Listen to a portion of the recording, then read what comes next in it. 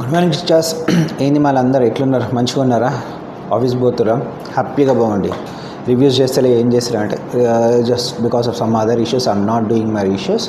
So I bite Tuesday రోజు ఇవాళ మాత్రం డబల్ డక్కర్ మ్యాచెస్ ఉంది. ఎందుకురా భగవంత ఇవాళ డబల్ డక్కర్ మ్యాచెస్ అంటే యాక్చువల్లీ మొన్న శ్రీరామనవరం ఈరోజు ఏదైతే 3rd సెప్టెంబర్ మొన్న సండే ఉండో ఆ రోజు అయితే డబుల్ డెక్కర్ మ్యాచ్ కావాల్సింది.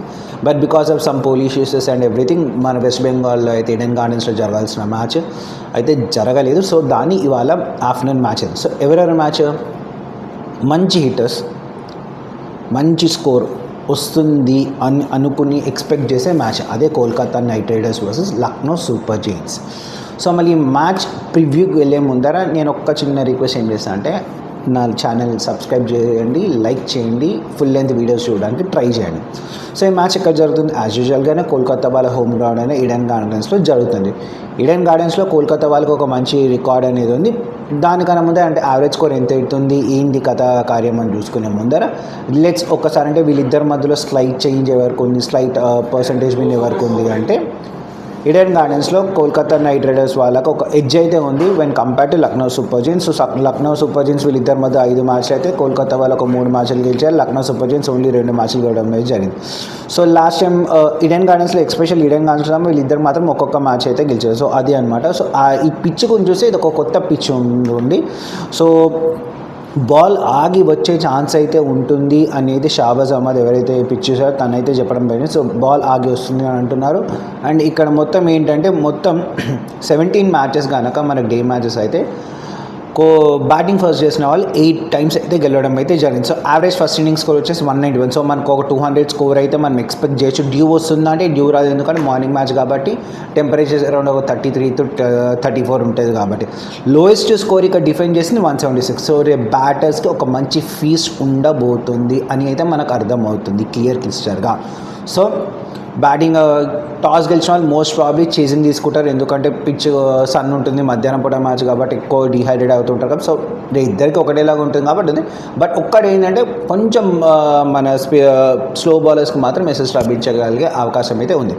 సో టీమ్స్ పరంగా చూసుకుంటే ఏమన్నా చేంజెస్ వస్తాయంటే కోల్కతా నైట్ రైడర్స్ వాళ్ళు నాకు తెలిసి అయితే ఏమి చేంజెస్ చెయ్యరు. ఒకవేళ వాళ్ళు ఏమైనా చేంజెస్ చేస్తారంటే కనుక వాళ్ళ వికెట్ కీపర్ అయిన క్వింటన్ డికాక్ ప్లేస్లో గుల్బుద్దీన్ రావచ్చు, గుల్బుద్దీన్ రావచ్చు. తను ఒక ఆఫ్ఘనిస్తాన్ ప్లేయర్. లాస్ట్ టైం కూడా కేకేఆర్కి అయితే వాళ్ళతో ఆడటం అయితే జరిగింది. సో వాళ్ళ ప్లేయింగ్ 11 or 12 ఎట్లా ఉంటుందంటే Quinton de Kock or Gurbaz, Sunil Narine, Ajinkya Rahane వాళ్ళ captain, Raghuvanshi, Rinku Singh, Venkateshwar Iyer, Andre Russell, Ramandeep Singh, Moeen Ali, Harshit Rana, Varun Chakravarthy, Vaibhav Arora ఎట్లాంటి స్పెల్ వేశాడు లాస్ట్ మ్యాచ్ మనం చూసాం. ఇంపాక్ట్ ప్లేయర్కి పర్ఫెక్ట్ డెఫినేషన్ వైభవ్ అరోరా అని చెప్పాలి. సో లాస్ట్ మ్యాచ్ మనం చూసాం చాలా అద్భుతంగా బాల్ చేశాడు. పర్ఫెక్ట్ పిక్చర్ లైన్ అండ్ లెంత్లో వైభవ్ అరోరా వరుణ్ చక్రవర్తి వేసిన దాంట్లోనే. కోల్కతా నైట్ రైడర్స్ వాళ్ళకి ఏమన్నా చిన్న కన్సర్న్ ఆర్ వాళ్ళకు ఉందా అంటే ఎస్, వాళ్ళకు ఒక కన్సర్న్ అయితే ఉంది. వాళ్ళ స్లాగ్ ఓవర్స్ వచ్చి వాళ్ళకి ఫినిష్ చేయాల్సిన వాళ్ళిద్దరు ఫినిషెస్ ఆండ్రీ రసెల్ ఇంకా రింకు సింగ్ ఇంకా అంతగా పర్ఫామ్ చేయట్లేదు. ఎస్పెషల్ ఆండ్రీ రసెల్ నుంచి అయితే ఆ లెవెల్ ఆఫ్ పర్ఫార్మెన్స్ రాలేదు. సో వాళ్ళైతే ఎక్స్పెక్ట్ చేస్తారు ఆ లెవెల్ ఆఫ్ పర్ఫార్మెన్స్ రావడానికి. ఓ పక్కన లక్నో సూపర్ జైంట్స్ వాళ్ళు ఏమన్నా చేంజెస్ చేస్తారంటే ఏమీ చేంజెస్ లేదు. సో వాళ్ళైతే సేమ్ టీమ్తో వెళ్తారు. వాళ్ళ ఓపెనర్స్ వచ్చేసి Markram, Mitchell Marsh, Nicholas Pooran, Rishabh Pant, Ayush Badoni, David Miller, Abdul Samad, Shardul Thakur, Akash Deep, Avesh Khan, Digvijay Singh Rathi, Ravi Bishnoi or Prince Yadav. వీళ్ళ దాంట్లో మయాంక్ యాదవ్ అని ఒక బౌలర్ అయితే ఉన్నా తను ఇంకా ఫుల్ ఫిట్ లేదు. తను ఫుల్లీ ఫిట్ వస్తే మాత్రం దిగ్విజయ్ సింగ్ రాతి పక్కన ప్రిన్స్ యాదవ్ వీళ్ళిద్దరిలో పక్కన కూర్చోవాల్సింది అయితే తప్పదు. సో వీళ్ళకి ఏమైనా కన్సర్న్స్ ఉన్నాయి? ఎస్, వీళ్ళకి చాలా చాలా పెద్ద కన్సర్న్ ఏంటంటే వాళ్ళ కెప్టెన్ రిషబ్ పంట్ ఇంకా పర్ఫామ్ చేయకపోవడం. రిషబ్ పంట్ పర్ఫామ్ చేయాల్సిందే, పర్ఫామ్ చేయకపోతే మాత్రం కష్టం. కెప్టెన్సీ పరంగా అంతా పరంగా బాగానే ఉంది. ముంబై ఇండియన్స్ మ్యాచ్ ఆడినప్పుడు మాత్రం లాస్ట్లో కెప్టెన్సీ చేంజెస్ వల్ల బాగానే ఉంది. సో వీళ్ళ దగ్గర ఏంటంటే ఒక ఇండియన్ కంప్లీట్ పేస్ అటాక్తో వెళ్తున్నారు. వీళ్ళ పేస్ అటాక్ చూస్తుంటే నాకు ఒకప్పుడు సన్ రైజర్స్ పేస్ అటాక్ అయితే గుర్తుకొస్తుంది. వీళ్ళ face attack completely Shardul Thakur ఎవరైతే అసలు ఎవరు తీసుకోలేదో ఫస్ట్ దాంట్లో తనైతే వీళ్ళ పేస్ అటాక్ బాగా చేస్తారు.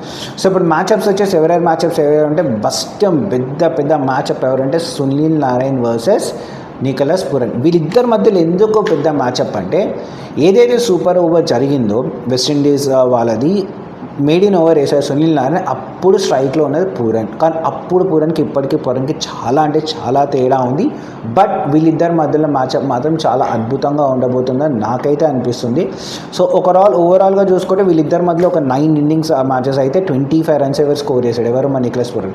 అందులో 2 సార్లు సునీల్ నారాయణ నికోలస్ పురన్ అయితే అవుట్ చేయడం అయితే జరిగింది. ఇంకొక మ్యాచ్అప్ వచ్చేసి రిషబ్ పంత్ వర్సెస్ వరుణ్ చక్రవర్తి.